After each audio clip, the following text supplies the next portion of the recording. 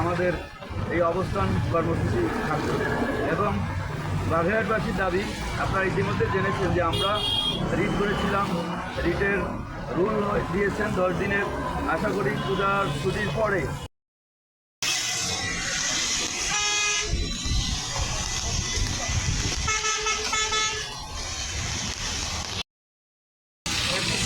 জুলাইয়ের পরবর্তী দিনগুলো থেকে শুরু করে আজ পর্যন্ত আমরা হরতাল, অবরোধ, মিটিং আমাদের জনগণের আশা।